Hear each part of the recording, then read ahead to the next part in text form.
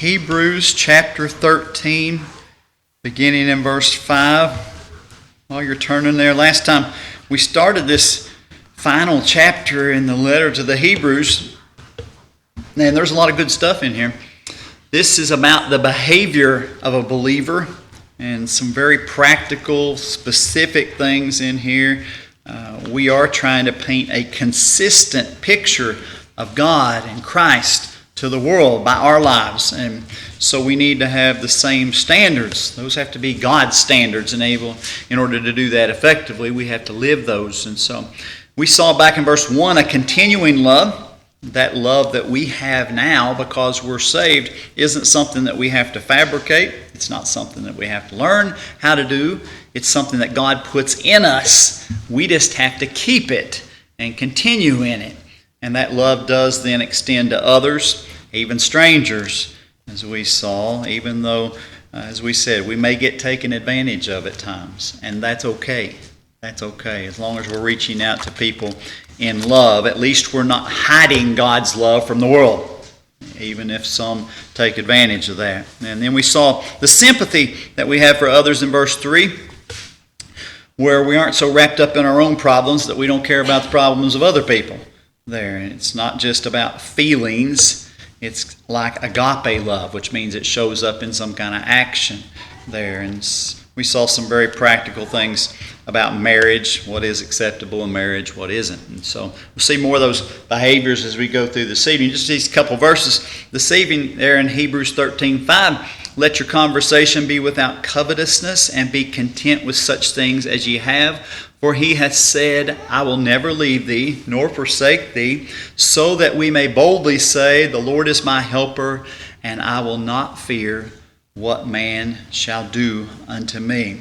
By the way, we see this word often. If you have an app on your phone or something like that, a Greek and Hebrew lexicon will do the exact same thing if you got a book version there. But that word conversation, what does that word mean?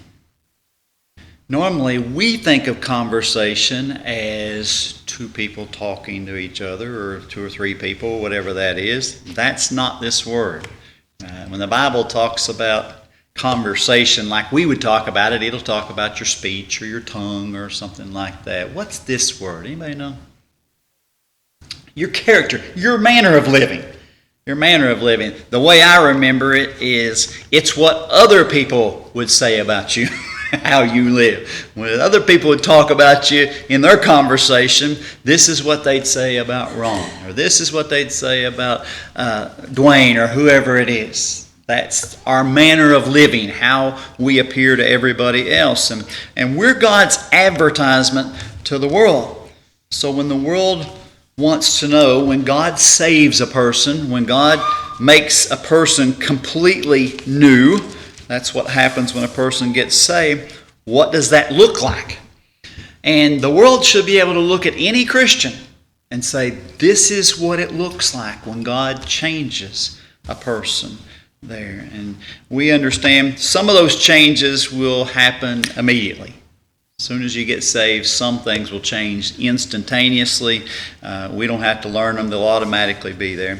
And others will be a little bit different. We have to learn how to act in the right ways there, learn how to live for God. And so that's what these verses focus on here, the things that we're learning to do for the most part. And so what a Christian should look like, though, is based on absolute truth. We talk about that all the time. God has an absolute standard of truth, and we have that in His Word. The world wants relative truth.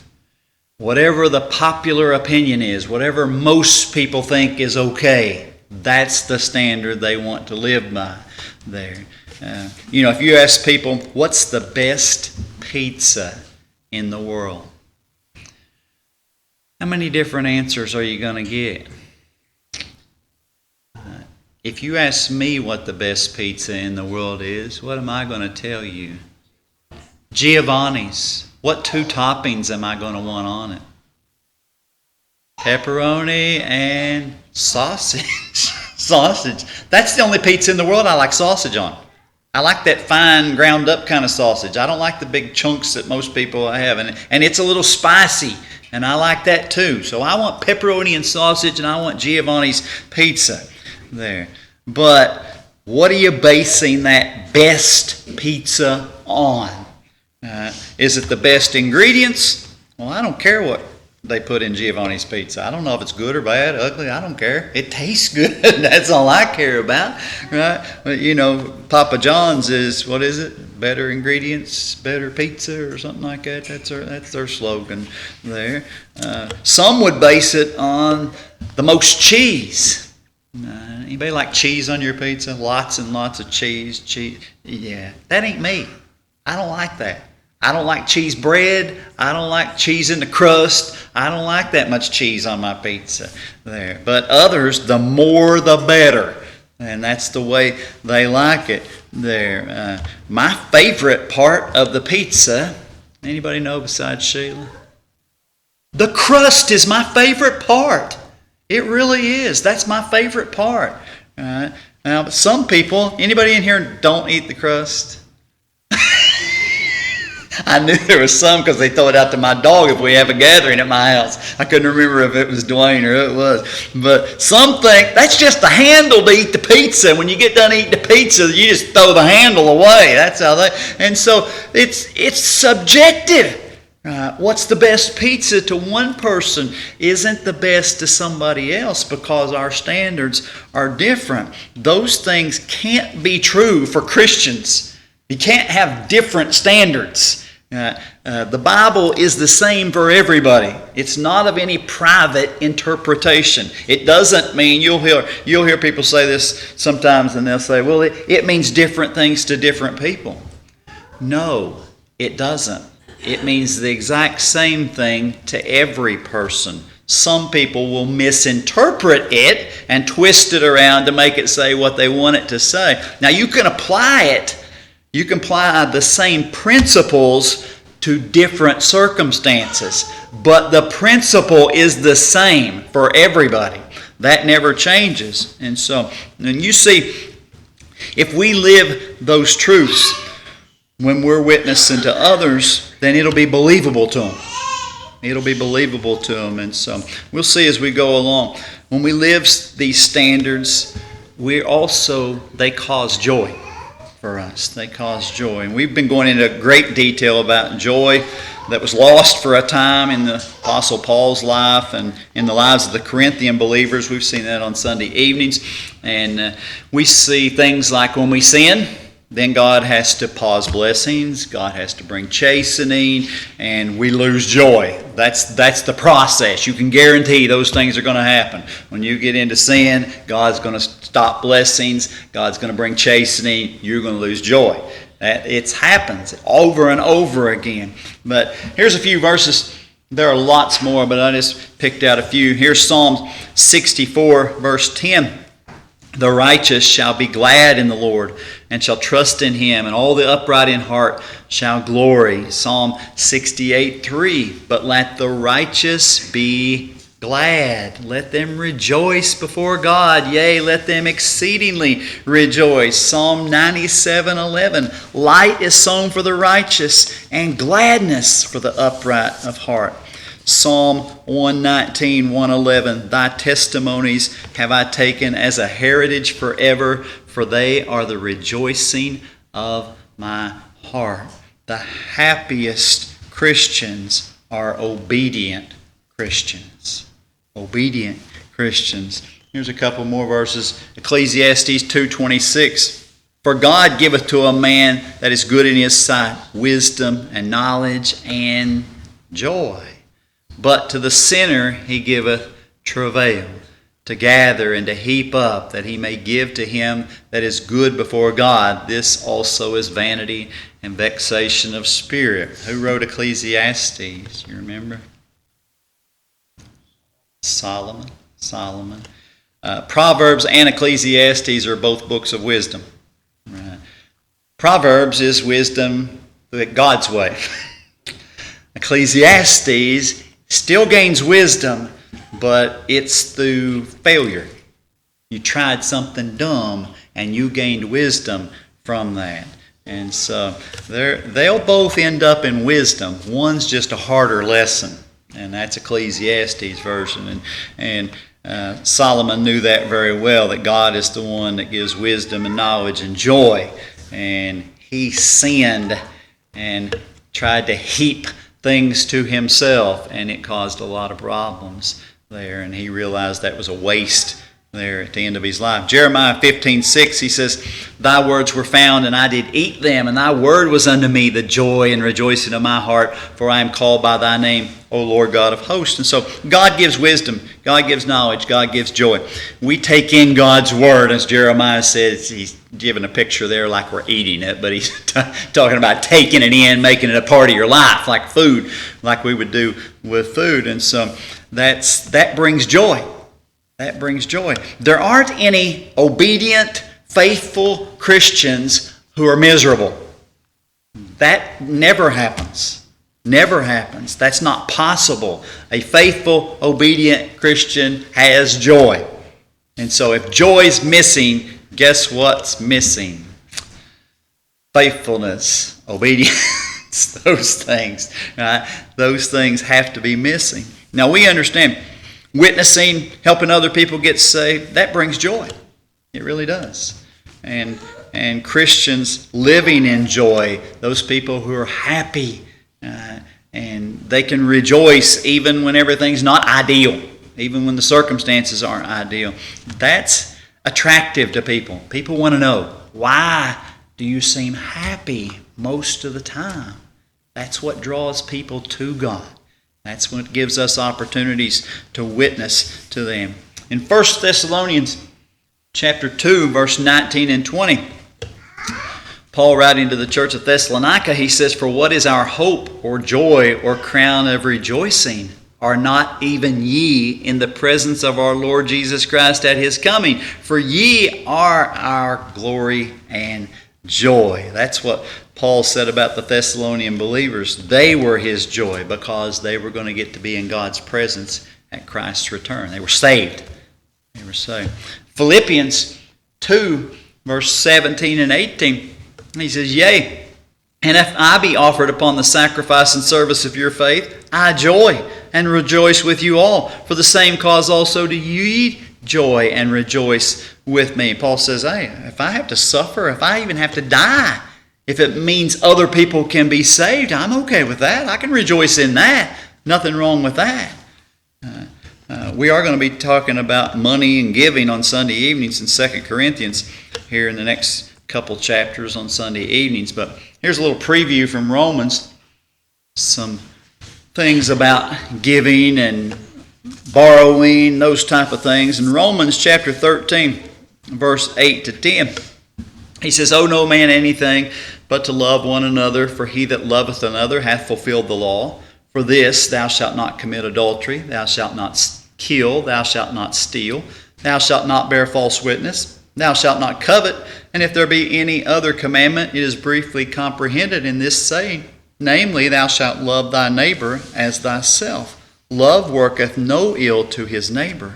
Therefore, love is the fulfilling of the law." Now, we're supposed to avoid debt as much as possible. The only acceptable debt is to love others, to direct God's love to them. We have a debt to love them in that way.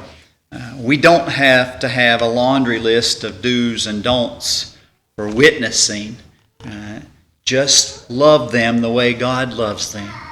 God will give us the words to say.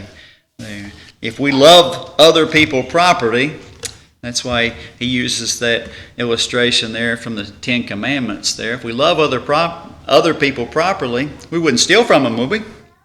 No. We wouldn't commit adultery against someone that we loved. We wouldn't kill them. We wouldn't covet. We wouldn't lie. We wouldn't do any of those things. Right? Those are all actions that are contrary to love. So he says if you know how to love them, you don't have to have a laundry list of rules to do and not to do. Back in our text in Hebrews 13:5, he says, "Let your conversation or your manner of living be without covetousness, and be content with such things as ye have. For he hath said, I will never leave thee nor forsake thee. The world's version of fulfillment is self-gratification. I want it, so what? I'm going to get it. I'm going to get it. There, they think they know what's going to make them happy. They know what's going to make them happy. That's a lie, by the way, because there are lots of things that we think will make us happy, and then they don't. They don't. But here, God's principle for Christian living, shockingly enough, is opposite from the world's. That's always going to be true. And he's talking about self-denial for gratification. There, he's talking about being satisfied with what God gives us and nothing more. Nothing more. If God blesses us with more, then enjoy it. Then enjoy it. That's a blessing. But if he withholds something from us, then we need to enjoy the simplicity of what we have. There. I remember some of the funnest times when I was a kid. Growing up, I don't remember, did anybody have garbage pickup when they were growing up? No. What'd you do with your garbage? You had a barrel, right?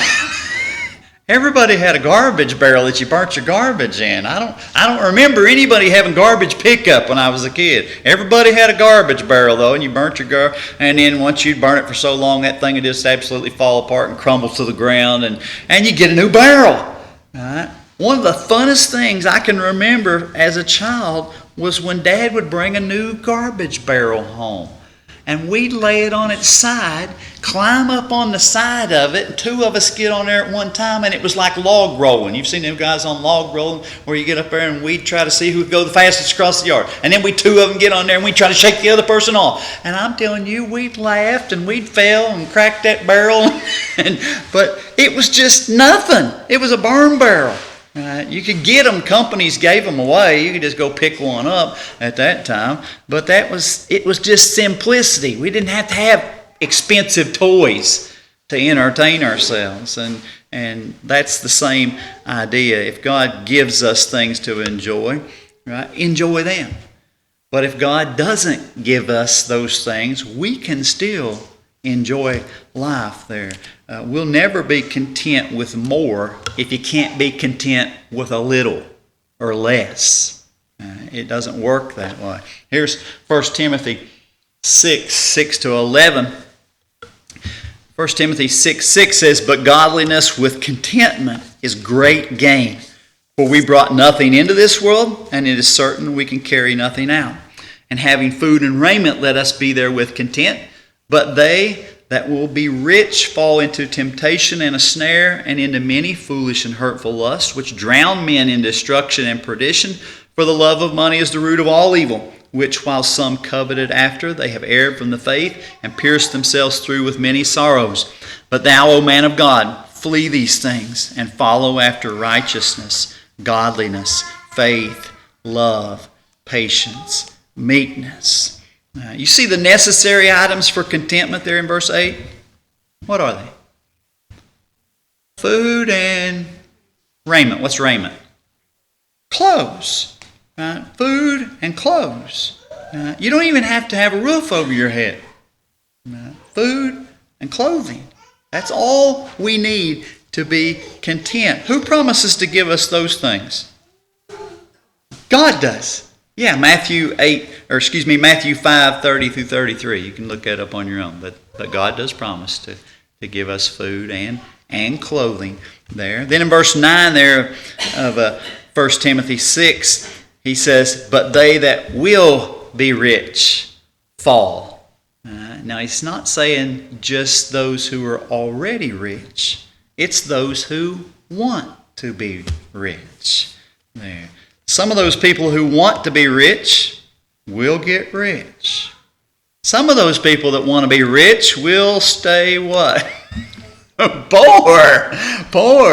It doesn't matter if they achieve it or not there. They will fall into those things there. The ones who fall into the trap, the ones who end up getting hurt by those foolish desires, the ones who get swallowed up and see some sort of destruction in their life. Some even swallows up their soul because they neglect God in the pursuit of those things. All of those people. He says, but they that will be rich, all of them will fall into that snare, into that trap somehow. They'll suffer in some way because of that lust for riches. The love of money is the root of all evil. Not money. The love of money is the root of all evil. Right? What's God's solution to that in verse 11? If you feel that love of money coming on, that desire for it, that longing for it, what's God's solution? But thou, O man of God, flee, flee, run away. Get out of it. Whatever it is that you're trying to get into, trying to get rich, get out of it. It won't end well. I've told you multiple times, I lived that life. I was never rich. Never rich, but chasing riches. Chasing the dollar all the time. And I was working hard to try to get it. I was doing construction work, working at the post office during the day and evenings and weekends, doing construction, and we could do more with that. You work more and you make more money, you can do more stuff. And we could go on beach vacations, and we bought a boat, and we had a swimming pool, not a fancy pool, but it was a swimming pool for the kids, and lots of extra things that we had because I was doing those that kind of work, and you know, it's nice to have fun things. Here's the odd thing about all of it.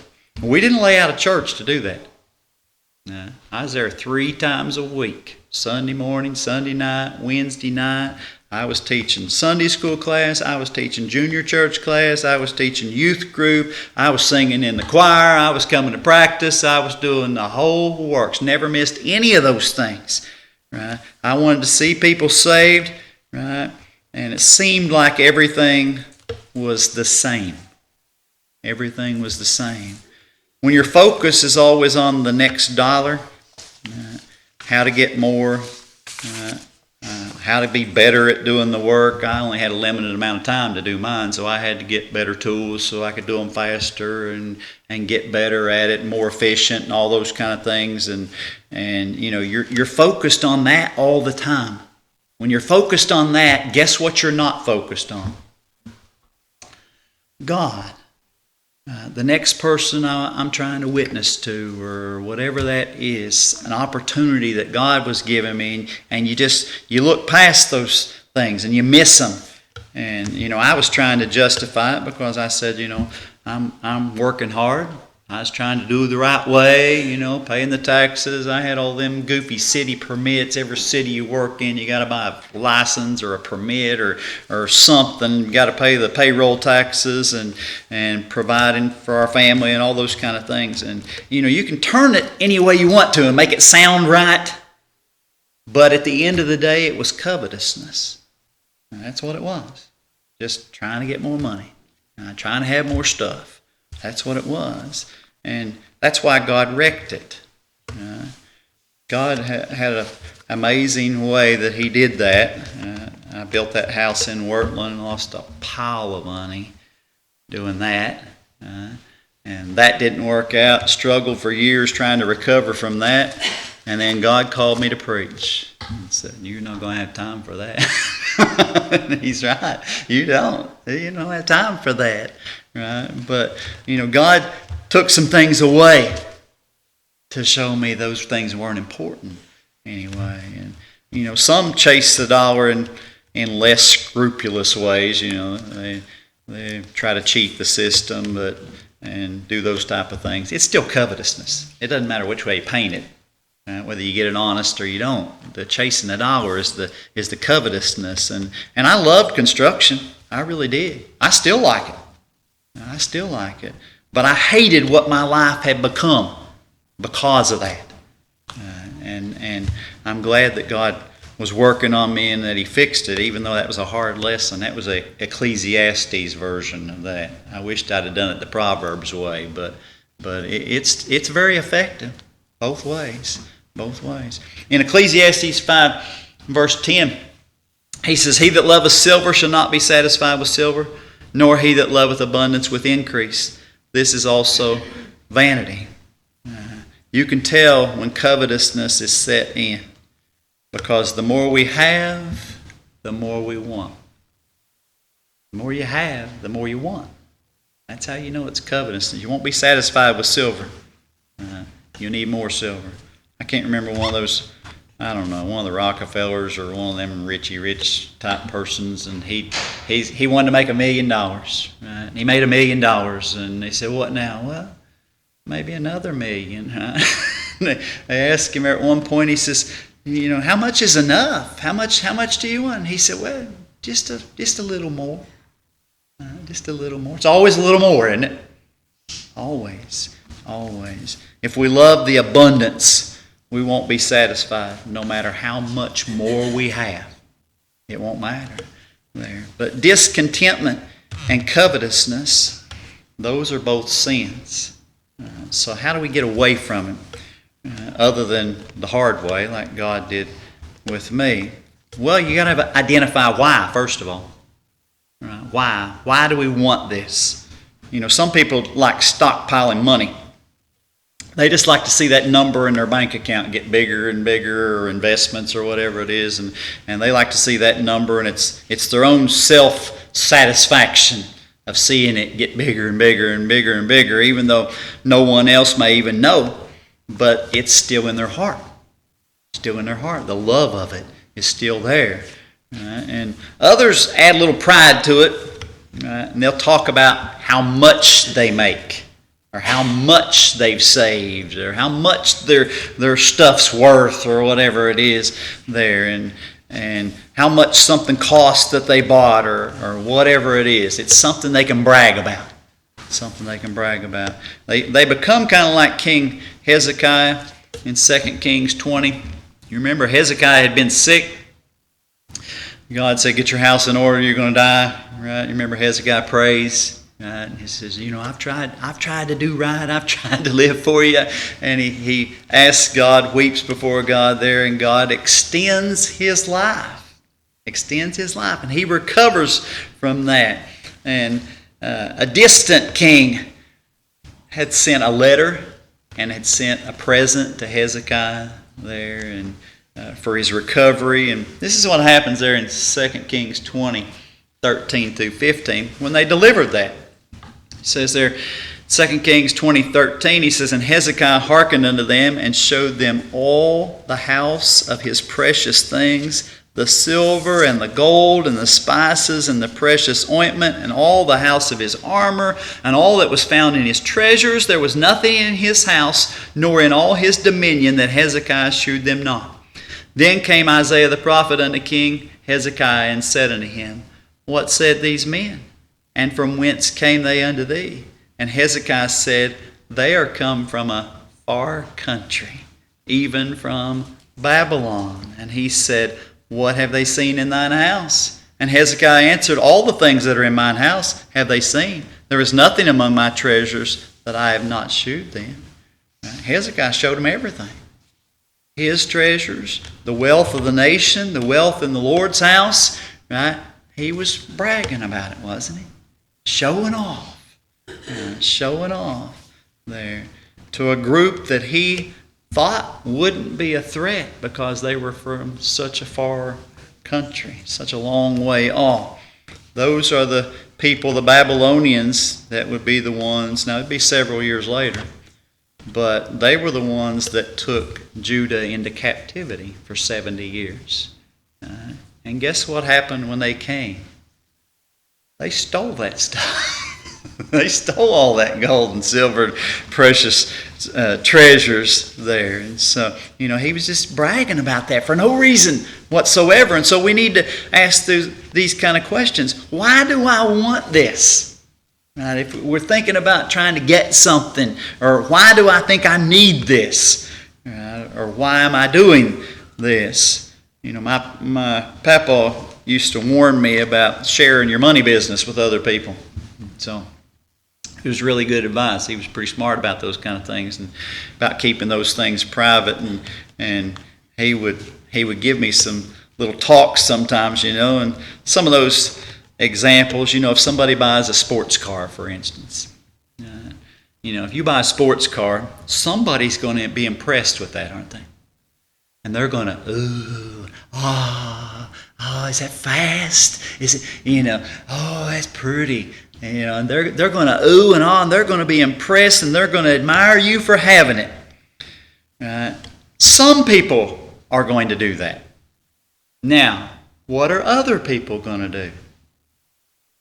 That's the dumbest thing ever. Why would you waste your money on something like that? You got to almost fall down in it, and then you got to crawl yourself back out of it. You couldn't put a loaf of bread in the trunk of that thing. It only holds 2 people. Why in the world would you want it? Right? You see what's happening. Some are going to be impressed. Some are going to condemn you for it or criticize you for it. If somebody says that they make a certain amount of money doing a job. I've heard people talk about doing jobs in construction. They said, "Oh yeah, I made this much money on that job. It was really, really good." And some people are going to be impressed.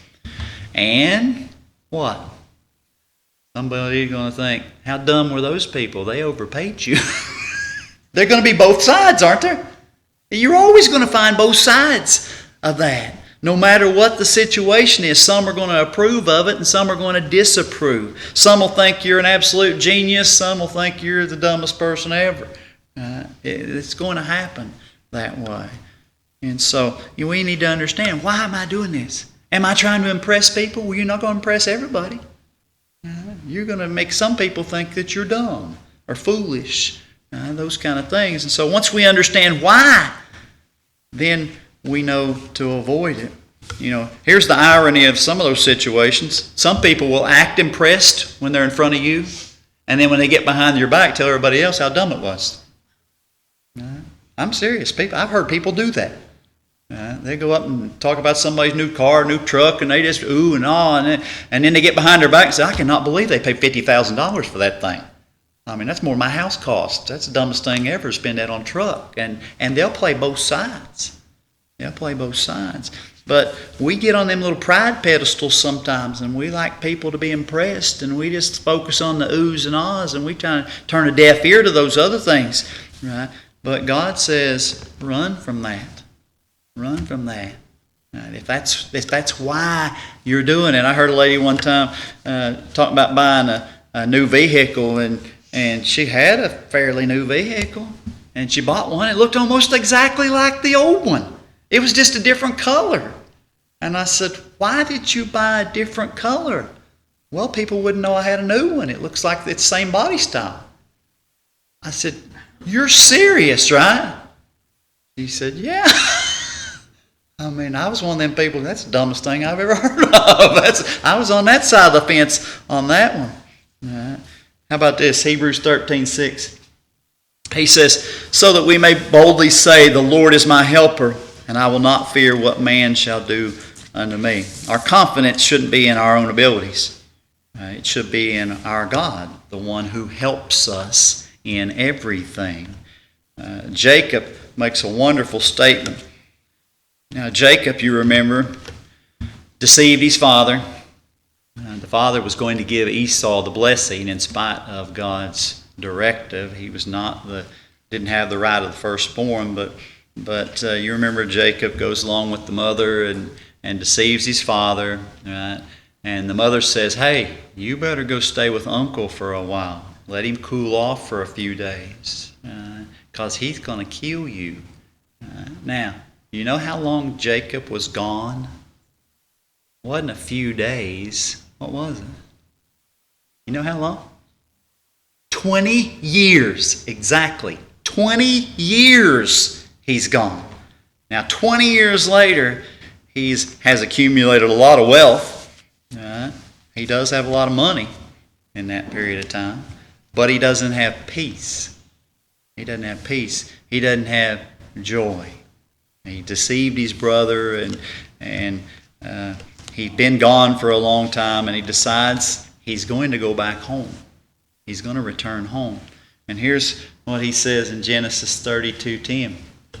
I am not worthy of the least of all thy mercies, and of all the truth which thou hast shewed unto thy servant.